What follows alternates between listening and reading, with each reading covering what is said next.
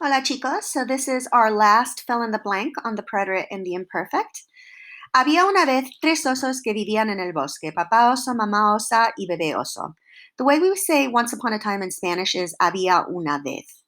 And había una vez means once upon a time there were.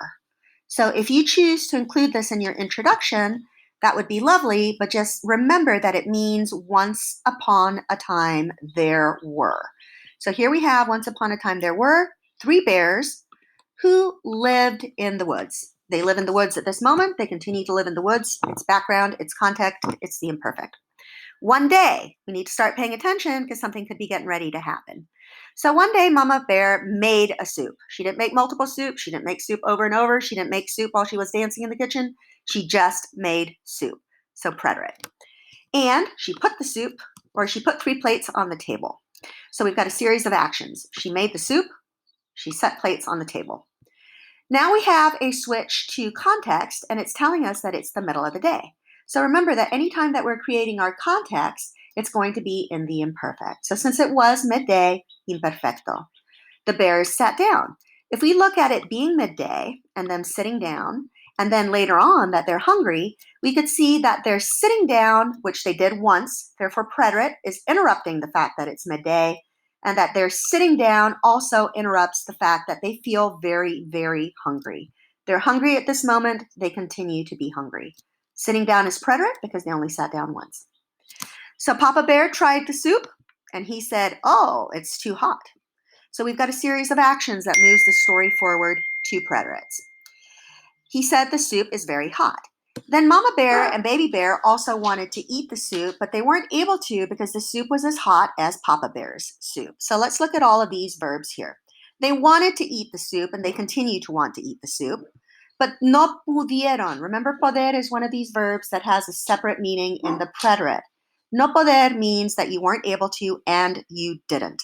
So these folks wanted to have that soup. They probably dipped a finger in it or tasted it. It was too hot. They tried. They were not able to, and they didn't. We know the outcome with poder when it's in the preterite. Because the soup was still hot, and the soup continues to be as hot as Papa Bear's soup as the story continues. So then the three bears decided to take a walk.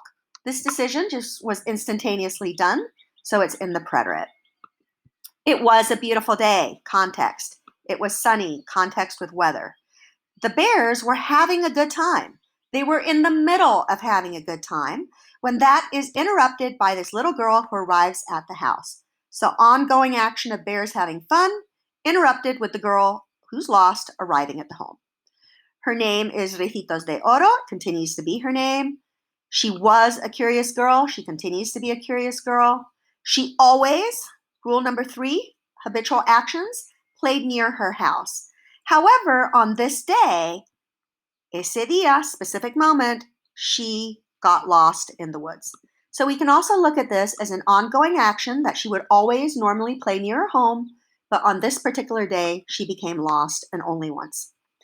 Ricitos approached the house, looked in the mirror. So we have a series of actions, but there was nobody inside. This is a description. There continues to not be people inside. She opened the door. She entered.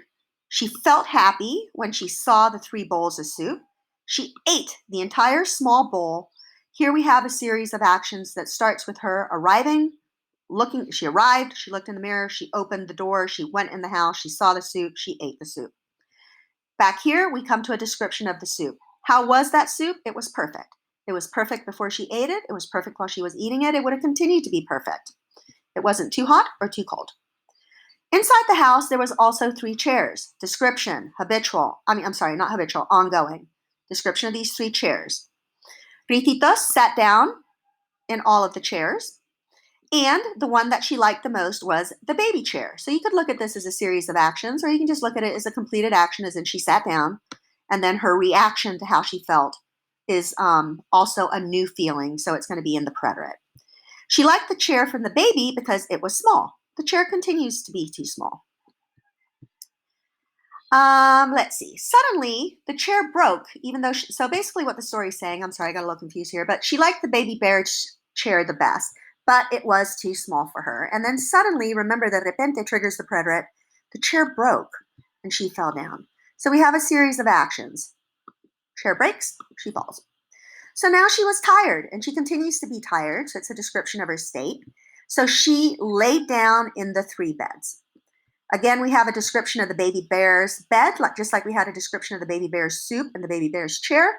The description is always going to be in the imperfect. And as soon as she sat down, she fell asleep immediately.